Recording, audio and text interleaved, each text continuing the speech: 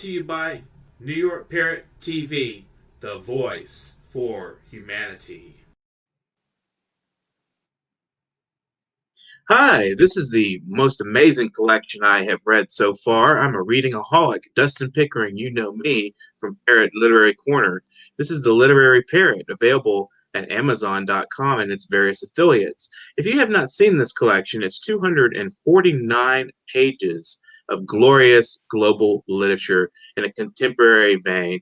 This covers a lot of subjects from the coronavirus to violence on the streets, to love, to romance. Everything you can imagine is in this collection, and you should buy it now.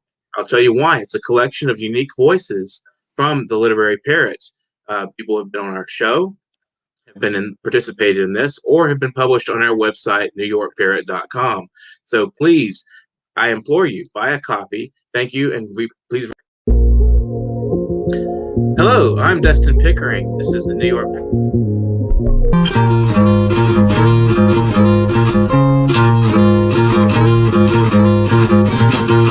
The Literary Corner, brought to you by New York Parrot TV, the voice for humanity. Hi, welcome to New York Parrot's Literary Corner. I'm Dustin Pickering, your noble and honest host. I hope you enjoyed that hip-hop from the Bronx by KBorn. Check him out. He's an excellent artist. Wonderful, positive vibes coming from him. And today, in honor of the International Beet Festival, I have not prepared any questions for our guests. Then we're also going to discuss the Literary Parrot, our anthology, with the two guests who are Bengt Bjorklund, who is a multi-talented artist, recently awarded as Sweden's Beet Laureate. He writes poetry in Swedish and English. We also have Paul Richmond, who is Beet Poet Laureate of Massachusetts and U.S. Beet Laureate in 2019-2020. He is responsible for Human Error Publishing. Welcome, gentlemen, to this spontaneous, unrehearsed afternoon interview. How are you guys doing today? Yeah, I'm pretty good. Thank you. Some problem with my feet, but yeah, never mind. Excellent. Okay. Yeah, I'm having trouble a little bit with my feet too. They get sore sometimes. I guess all that walking on the sun. I walk on the sun sometimes. I'm in the limelight and have to walk on the sun quite a bit. I hope you enjoy my hair too. My hair's a little zany. It got a little singed while I was up there on the solar rays, doing some surfing on the sun today this morning. No, just kidding. You're so cute today. Thank you. You too. So tell us a little bit about, your impressions of Parrot, Literary Parrot. Did you find anything in there that so far that you've read that just hit you in the face, just in your face, spontaneous, beautiful work, other than your own, of course? I always find my own the most interesting in any kind of production, of course. Well, there was quite some things I liked. I liked Paul Richmond stuff. And of course. My friend. But there was some really good stuff in there.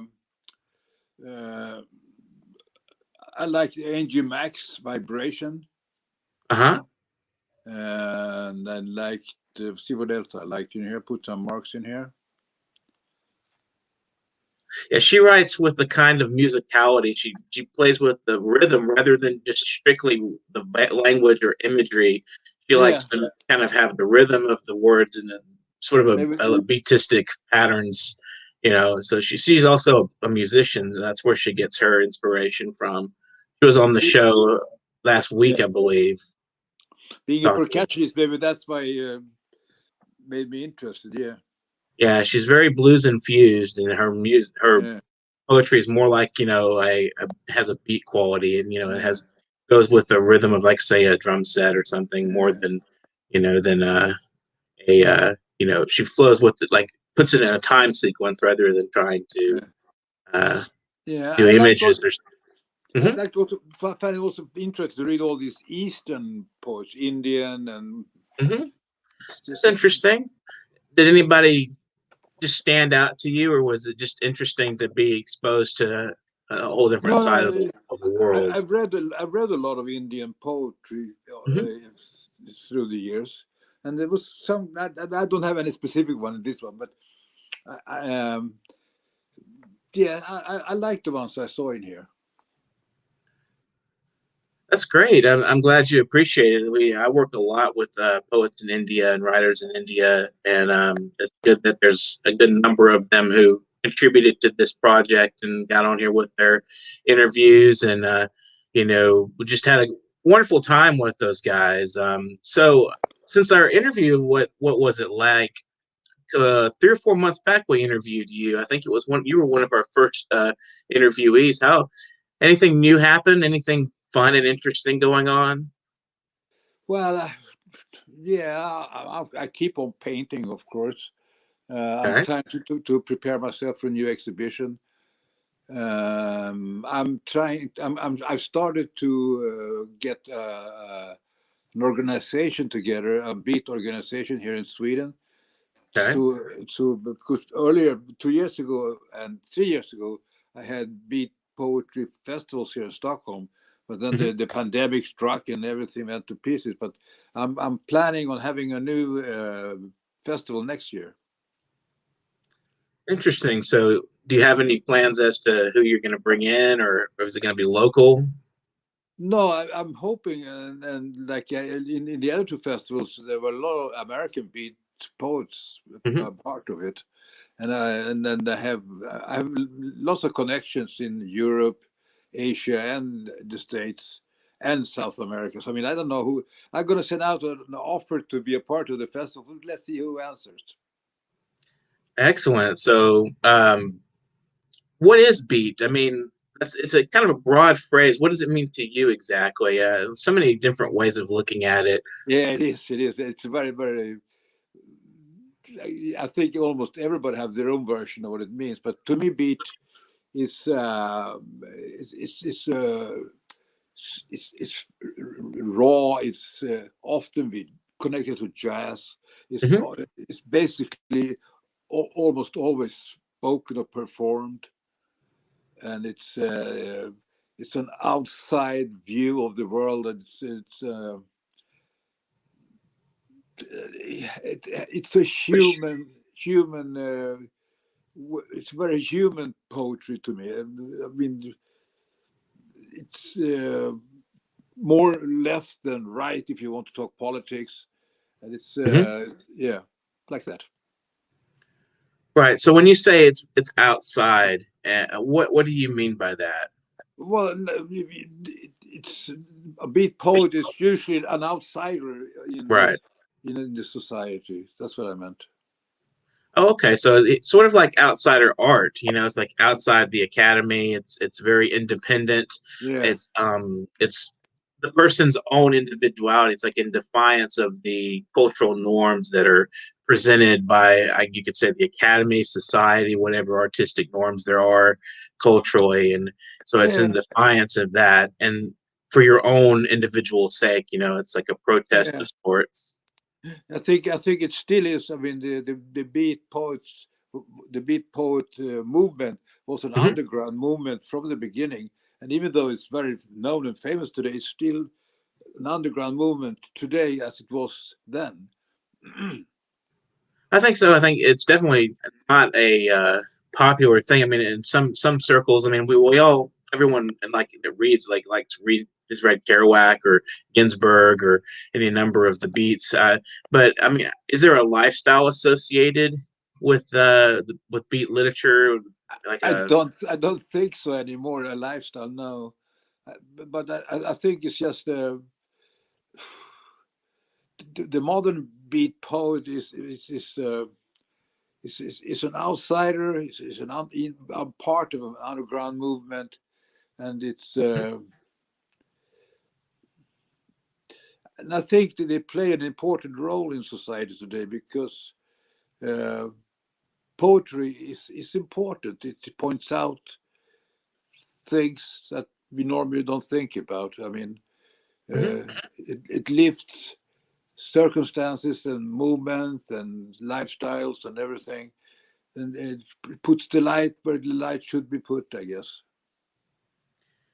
What makes an artist I mean, all artists to a certain extent, I think, at least the ones that are the most authentic and the most outspoken, they tend to be on the margins I mean, we all tend to be kind of what they call marginalized. And I'm wondering, what do you think pushes that condition in an artist? I mean, it's something I don't think I mean, I didn't choose it. It was sort of infringed on in a way, just kind of thrown at me. And I'm like, well, okay, I'll take it. You know? Hmm. I think it's in the person at the beginning. That's why they become artists, I guess, if you turn it around. So you have Uh, an expressive nature, maybe, in it. I don't know. Maybe well, it it's compels just people to push you away and sort of say, hey, I'm not interested in that kind of stuff or something. And maybe a deep intellect and deep emotive capacity. I think the most of the creative and talented minds are flawed in some sense, and that's Mm-hmm. why uh, the, there's usually psychological problems or whatever you can call it. I mean, most and you have to have a certain kind of attitude to what you're doing to succeed. I mean, like me, I can't help. I've been writing poetry Mm-hmm. for more than 50 years. Why? I Right. don't know why. Am I famous? I'm not famous. Do I make money from it? I don't make money from it, but I keep on writing. Why? Because I'm fucking a nutter, I guess. That's I a good just way to put it. I mean, something compels. It's a calling. It's like wanting someone. I had a friend who was a journalist in the U.S. Military, and I asked him why. He seemed like he's a poet, and I said, well, that doesn't seem like something a poet would do. Like, for the most part, why did you do that? And he said, well, it was kind of a calling. It's something you just the force pushes you that way, I guess. And I think it's almost the same thing with artists and poets. Like you're just kind of fill a role that's out there that's floating in space, and someone has to be there, and you're just kind of fall into it, I guess. I mean, and something in your nature and compels you to be that person. I guess, well, from the artist side of it, because I am an artist as Mm-hmm. well, as you know, it's the same thing. I've been painting for 50 years. Am I famous? No. Do I make a Right. lot of money? I don't make a lot of money. But when I paint, I find myself in a way I wouldn't find myself otherwise. I mean, Mm-hmm. it's like I find a wider, bigger personality, space in myself, of myself, when I'm Oh, actually working with my art. And it gives me such pleasure, and it gives me such, it's like a meditation in some sense. Sometimes it's a struggle, but usually it's like I can sit for hours with my brush painting mm-hmm. detail. Why? I don't know why, but that's what I do. And in the end, I'm happy with what I've done, and I feel good while I'm doing it. That's reason enough, I think. And it seems like, if that's the space where you feel most your personality is expressed in its deepest, longings and yearnings and ideas, then that's where you'll continuously find yourself going back. That's my impression. Like I find poetry fascinating, strictly because you can have ideas fighting with each other in poetry. You can express, these really images that are represent some, bigger notion of life. It's a way of developing meaning and trying to make sense of reality, and you're wrestling with reality. You're not just like passively accepting some inspiration. You're actually actively engaging with the world you're in, and that's what fascinates me about art in general. How do you feel about that? Uh, yeah, I agree with you to some extent. I feel I'm in some sort of a bubble when I'm working most intensely, and it's like I have all the world with me, but I'm not.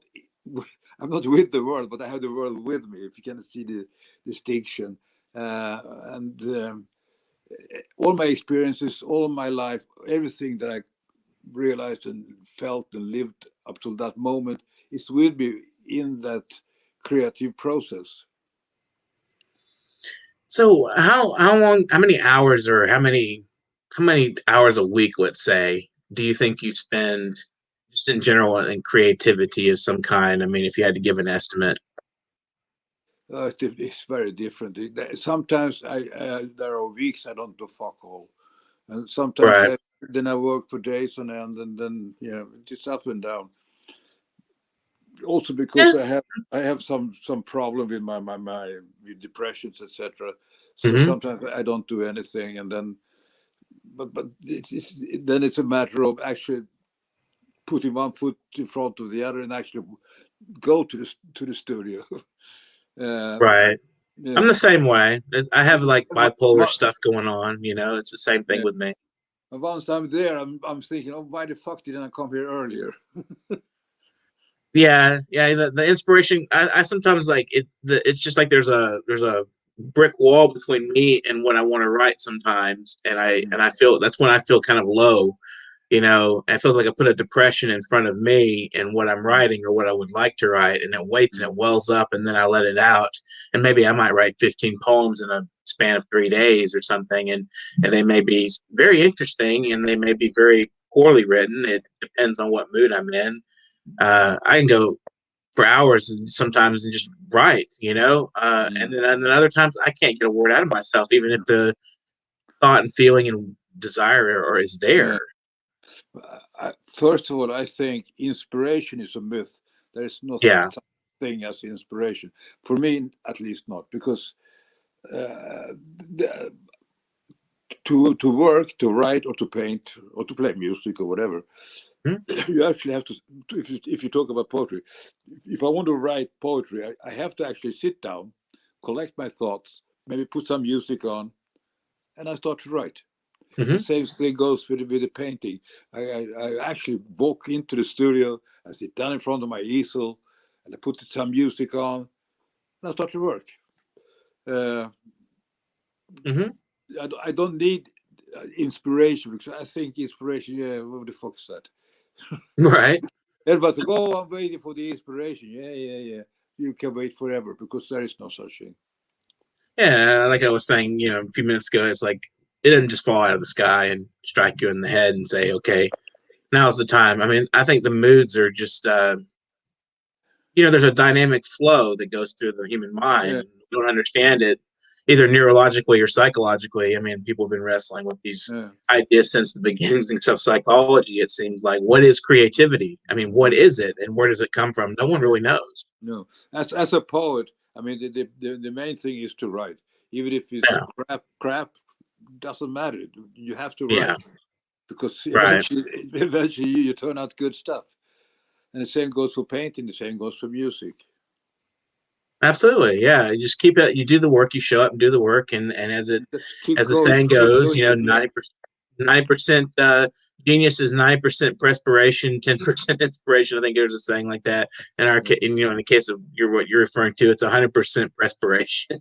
yeah, I guess. Yeah, yeah, Yeah. So, what do you think? I mean, there's like I know that in certain Beet writings, there's this concept of the poet as kind of a saint, but I think they mean by saint something completely different than like a Catholic saint or like a religious saint. What do you think of that?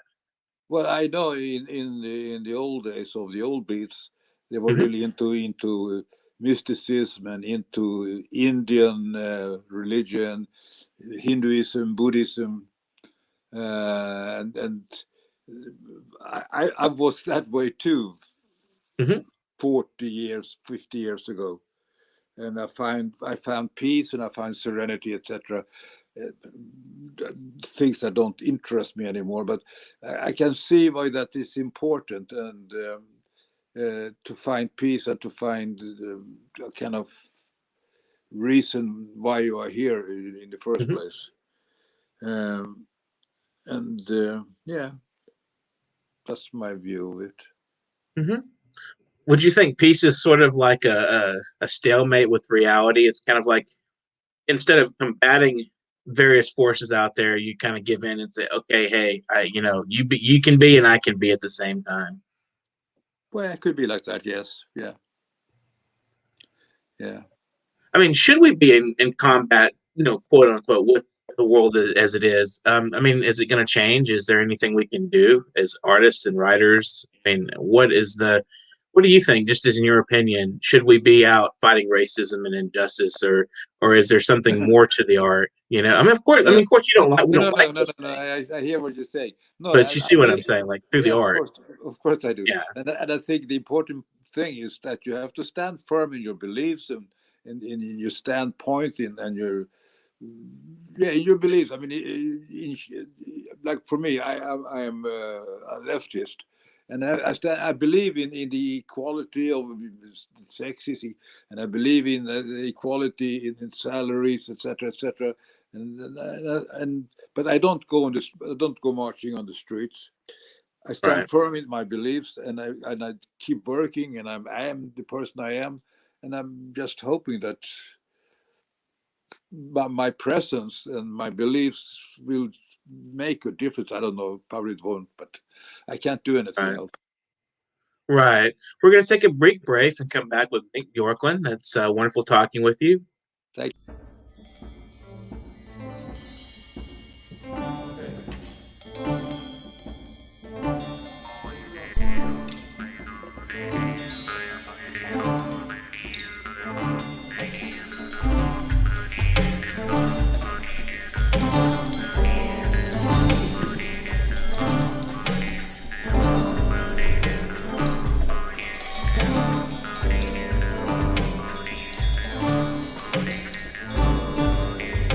There's bodies in the street. There's bodies in the street. I walked into a store and I said to him, there's bodies in the street.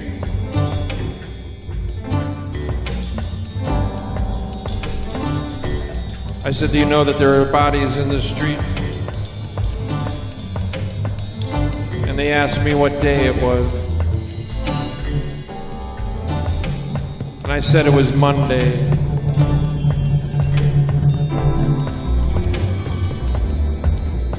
And they said there's always bodies in the streets on Monday.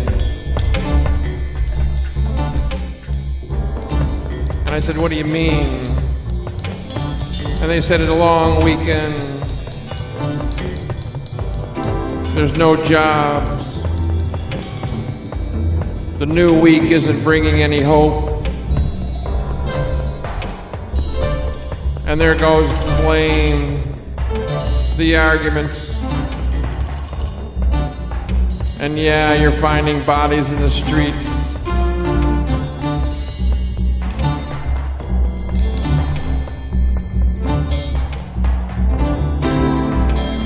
When I ask my friends, what should I do? What can we do about the bodies in the streets on Monday?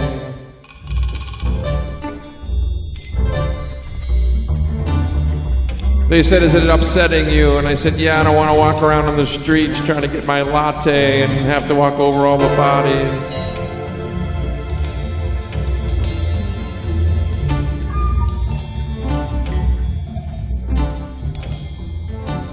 They said, why don't you go get a latte on Tuesday? I don't think there's any bodies in the streets on Tuesdays.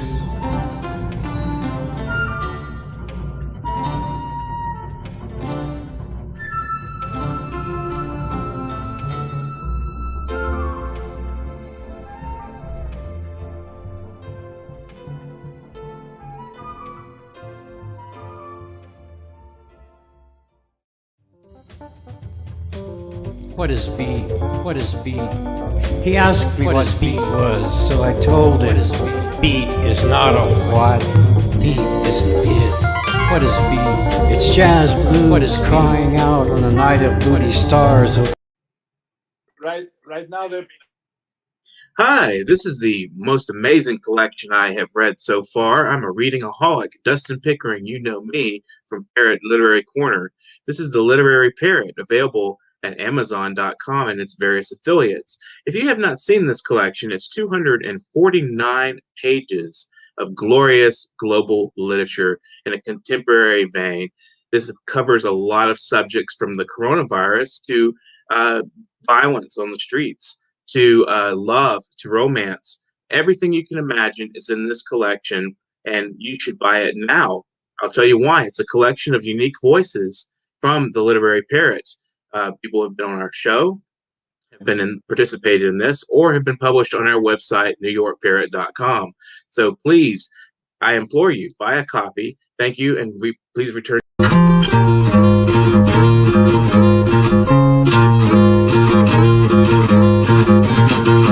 The Literary Corner, brought to you by New York Parrot TV, the voice for humanity. Hi, welcome back. I'm Dustin Pickering. We're talking with Bengt Bjorklund, and I hope you enjoyed those wonderful tunes. We had Paul Richmond with People Dying in the Street, and KBorn was the first production with Guns Away, and both sort of collide with each other. Those two messages are very similar, wanting peace, wanting happiness for all. I'm trying to go to get my latte, and there's bodies in the street. Hey, well, what do? We give them jobs. We clean it up, whatever. So, Nick, I'm going back to we're talking about the Beet Festival here. It just happened, the International Beet Festival. Tell us a little bit about that. Where did that happen, and what kind of goings on were there at the festival? I wasn't there in person this year. I've been there twice. Last year, because of the pandemic, no one was there. It was all on Zoom. But 2 years ago I was there, and 3 years ago I was there. 3 years ago I was appointed Swedish Beet Poet Laureate for life, and I got my nice plaque. And excellent. And it's a very, very friendly atmosphere. It's a 3-day festival in libraries and in the gardens and in various places, and it's Debbie Tolson Kilday, who's the manager of the chief of the festival. She's the one who started the festival and the foundation, the National Beet Poetry Foundation, and very, very, very beautiful person. And she's really amazing in the way that she, year after year, she produces this festival.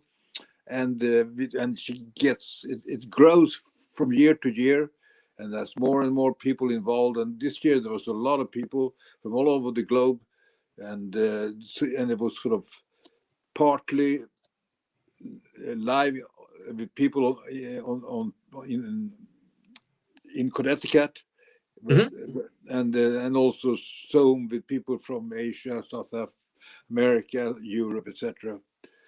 And it's a beautiful initiative she's taken, and it really brings poetry forward. So when you attended, when you said 3 years ago, did you meet some poets that you felt were your favorites? Or I don't know, favorite's kind of a loaded word. Did you find that some that moved you just moved you in a way that you you really appreciated what they were doing? Well, one of the persons I did meet, and that really made an impression on me, it was actually the guy who's supposed to be on the show tonight, Paul Richmond. Yes. I think he's having car trouble, if I remember correctly. He had his car in a workshop.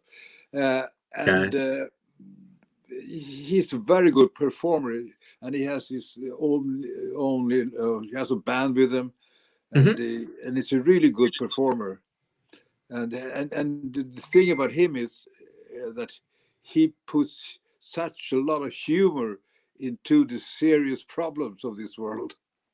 Right, as we saw in this performance of his People Lying in the Street, and I mean, you can't help but kind of almost let out a sort of dry laugh at the concept he's performing there. But at the same time, it's an extraordinarily serious matter that you can look at it in the way people dying in the street. You have people that are unemployed, looking for work, and they can't find it in our society. It's not providing, and it's like, what do we do? I mean, right now, especially, like, things are shutting down so fast, it's not even funny. So how is the pandemic affecting Sweden there in the poetry circles? Well, it's been very, very slow. Actually, today we got the good news from the government. From the 29th of September, everything's going to open up again.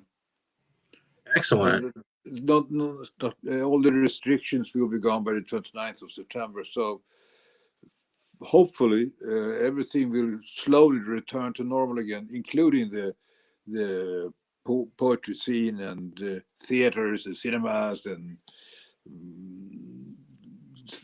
restaurants, everything. Right. So do you have any plans right now? Is when things open? Anything you're going to No, attend? you mean Nothing. person? No. Everything is so new yet. I don't know. I don't know what's going on, what's going to happen, what to expect, etc. No, no. This is a good sign for me in the early stages of planning for a festival next year, which gives me a great hope for succeeding next year. Right. Would you like to read your poem from the anthology? There actually had, I think, 3 separate poems, like 4-line poems in there, if I remember correctly. They were very short, kind of surrealistic poetry that you had put in the literary. Yeah. No, it is one poem. It's with 3 verses, but yeah. Okay. Suddenly in awe, I and the day hesitate to add molestation to the wild mix of wind and shadows, returning all bones to the table. There are gulls billowing, windows calling your name. Summer is a slow hand hesitating above taut skin. Seeded by voracity and flames, mothers breastfeed the sun. Lingering in my chains, I turn all tomorrows into the hum of ash. There's a lot of the imagery is very cohesive.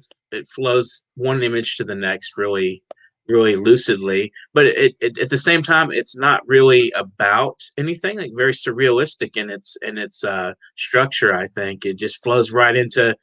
You can see the cohesion, but there's nothing you really can sort of say. Like it can't really say, "Oh, this poem is about such and such." No, If you had to no. summarize it, what would you say? Pardon?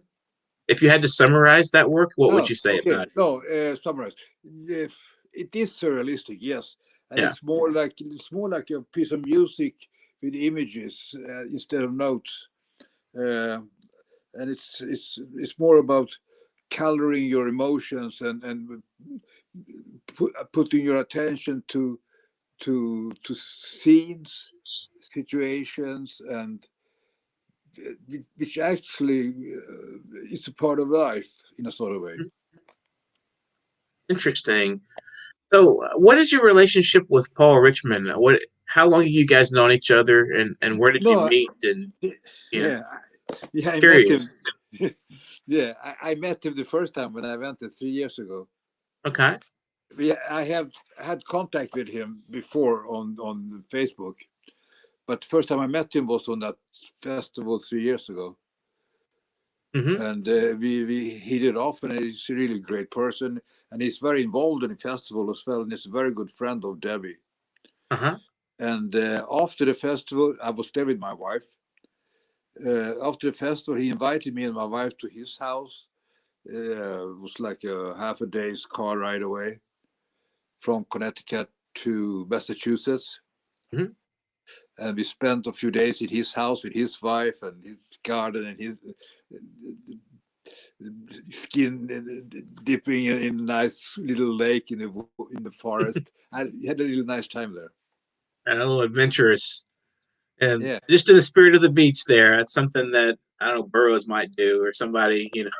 Yeah, I guess so. There's a story here. It's a funny story about Burroughs. There's a hotel near the border in Texas here that's called the Echo Hotel, and there's a story that Burroughs wrote Kerouac from that hotel and said there was a golf course behind the hotel, and he went out and he was on for a walk, and he was attacked by a rattlesnake, and then he killed the rattlesnake with his bare hands. And Kerouac came to that hotel at some point, and he found that golf course, and he said he I don't know if he wrote or he spoke, but the story goes he told Burroughs that there's no rattlesnakes out there. There's just no way in hell you killed a rattlesnake. You're telling fib. Okay. It's a really funny story, and I thought that was funny. Just speaking of adventures and interesting little things about the beats. Yeah, that was I learned that when I went to we had a beat festival out here in Texas. I think it was about 5 or 6 years ago down there at the Echo Hotel.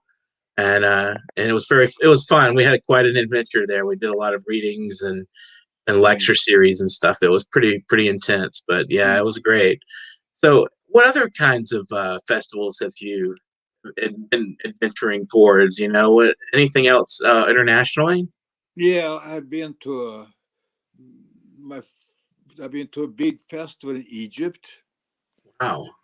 That was a festival like was going for a whole week in different small cities.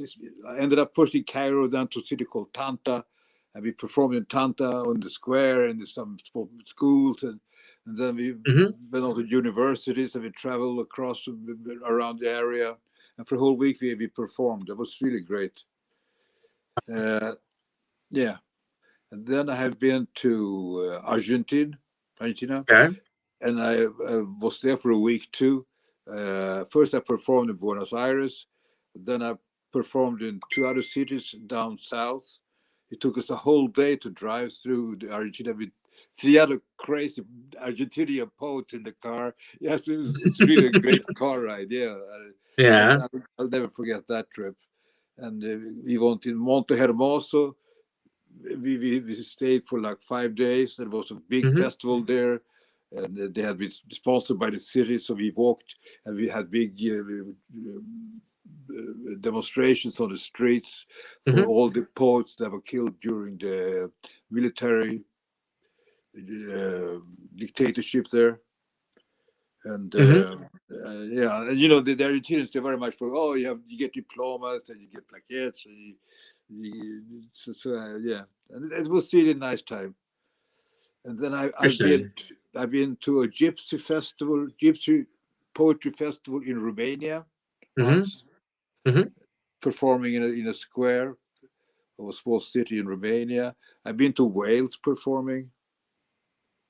Yeah. And that's probably it, apart of all the performances in Sweden. I'd like to take a moment to appreciate Mahua Das, Yua Zelani, Lee R, Ardrian Asha, and Joseph Muita for joining us here watching the program live. Sheikh Musa Drame, thank you also.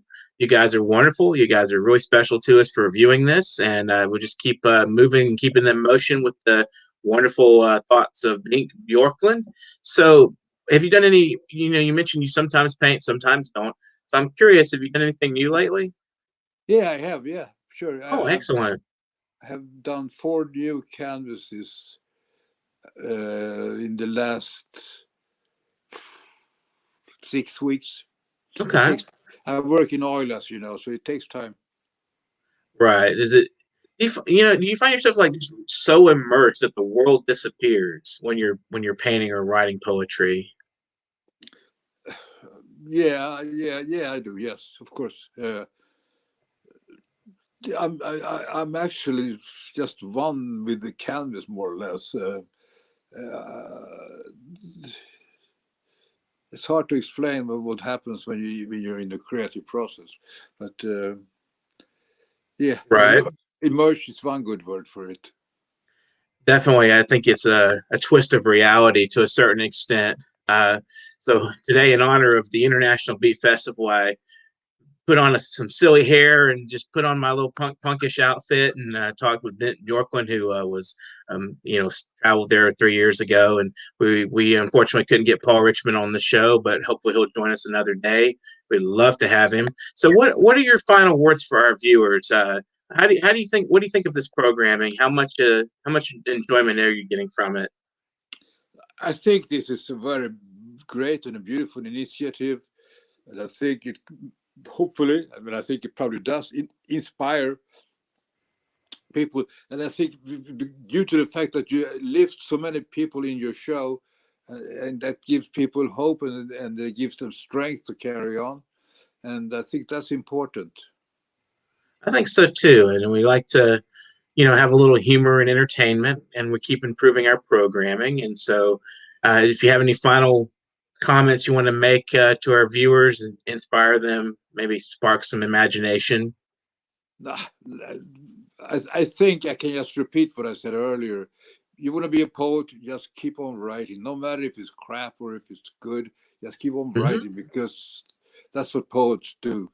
If you want to be an artist, same thing. Just keep on painting, even if you're not happy with it. If it's redo it, repaint it, keep going. Just keep going. That's the only advice I can give. Persistence, Yeah. persistence, and abundance. Yeah. Well, thanks for joining us today, Bengt. It's been wonderful and pleasant talking with you.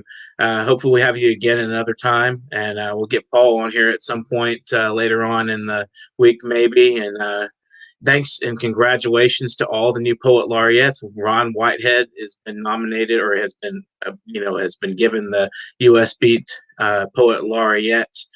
So congratulations to him. He's been on the show, and he definitely deserves it. He's been long-ranged, long adventurous person. His documentary, I hope, is out now. I'm not sure. But thanks again, Bengt, for joining us. This has been New York Parrot's Literary Corner.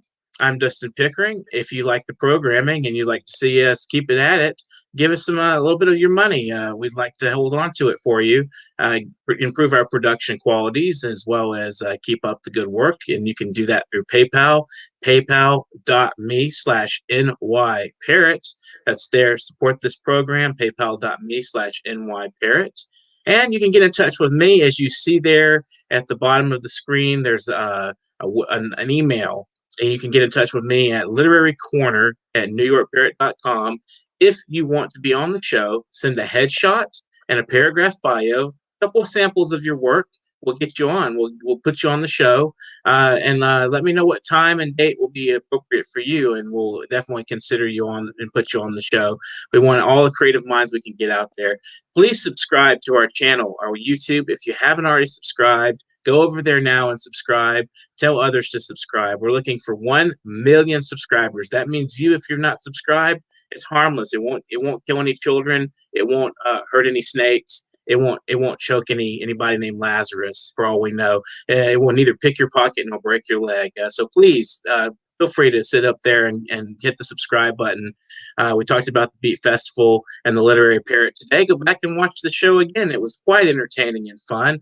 And this is Dustin Pickering. I hope you guys out there have a wonderful afternoon. Have a nice day.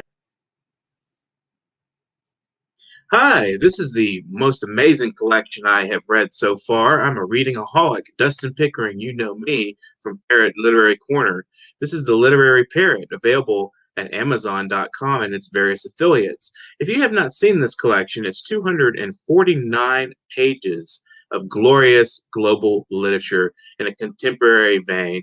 This covers a lot of subjects, from the coronavirus to violence on the streets, to love, to romance. Everything you can imagine is in this collection, and you should buy it now.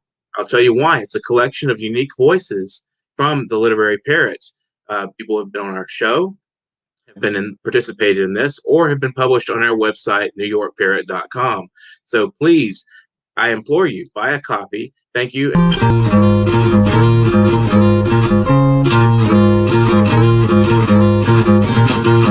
The Literary Corner, brought to you by New York Parrot TV, the voice for humanity.